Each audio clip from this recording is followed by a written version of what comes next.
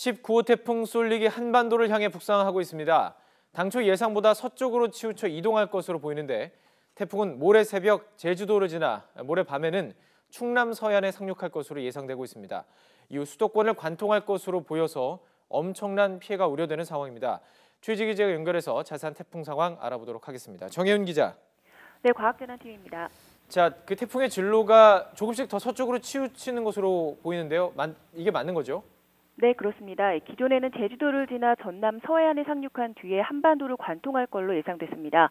하지만 이 북태평양 고기압이 더 확장할 것으로 예상되면서 오늘 오전 진로가 조금 수정됐는데요. 기상청은 태풍 쏠릭이 전남 해안에 상륙하지 않고 서해안을 따라 이동할 것으로 예상했습니다.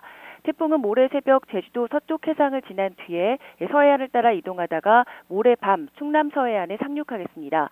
이후 수도권을 관통해 휴전선 부근으로 진출할 것으로 보입니다. 따라서 이번 주 목요일부터 금요일 새벽까지가 최대 고비가 될 전망입니다.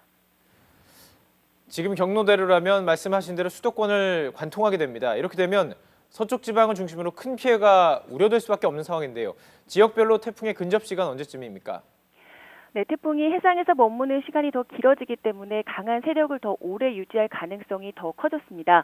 특히 지금 예상대로라면 태풍 위험 반원에 제주도를 비롯해서 중서부와 호남 지방에 들 것으로 보이기 때문에 이 지역을 중심으로 엄청난 비바람 피해가 우려됩니다. 기상청은 내일 제주도를 시작으로 목요일과 금요일 전국에 강한 비바람을 예상했는데요. 국가태풍센터에서는 태풍이 상륙하는 충남 서해안 일대에 태풍이 많은 에너지를 쏟아부을 가능성이 크다며 이 지역을 중심으로 폭우와 강풍에 대한 대비를 철저히 해줄 것을 당부했습니다. 특히 수도권을 비롯한 전국이 태풍 직접 영향권에 드는 만큼 경계를 늦추지 말아야 할 것으로 보입니다. 태풍이 수도권을 지나는 시점이 24일, 그러니까 금요일 새벽쯤인데요. 서울의 경우는 금요일 새벽 3시쯤 태풍에 가장 가까워질 것으로 예상됩니다. 자, 그런데 이번 태풍, 강풍 피해가 가장 우려되고 있다고요? 네, 이번 태풍은 비도 비지만 강풍 피해가 클 것으로 예상됩니다. 특히 태풍이 서쪽으로 더 치우치면서 강수량은 줄고 바람이 더 강해질 가능성이 커졌기 때문인데요. 기상청은 목요일과 금요일 전국에 초속 20에서 30m의 강한 바람이 불고 일부 지역에서는 초속 40m에 달하는 돌풍이 불 것으로 내다보고 있습니다.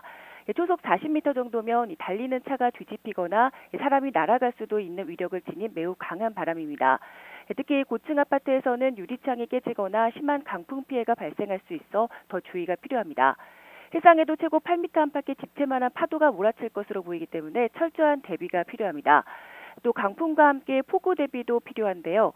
기상청은 전국에 최고 400mm의 폭우가 쏟아지고 특히 국지적으로는 시간당 50mm 이상의 호우가 내릴 것으로 내다보고 있습니다. 그런데 지금 남해상에요. 그 태풍이 하나 더 북상하고 있다고 합니다. 이 태풍과는 영향이 없을까요? 네, 19호 태풍 쏠릭의 뒤를 바짝 쫓고 있는 태풍은 바로 20호 태풍 시마론입니다. 현재 괌 부근 해상에서 북상 중인데 기상청은 두 태풍이 서로 영향을 줄 가능성은 현재로서는 낮아 보인다고 밝혔습니다. 국가태풍센터는 20호 태풍 시마론이 목요일 오전쯤 일본 오사카 남동쪽 해상까지 북상한 뒤에 일본 열도를 통과해서 독도 동쪽 해상으로 진출할 것으로 예상했습니다. 따라서 현재 우리나라에는 직접적인 영향은 없을 것으로 보입니다.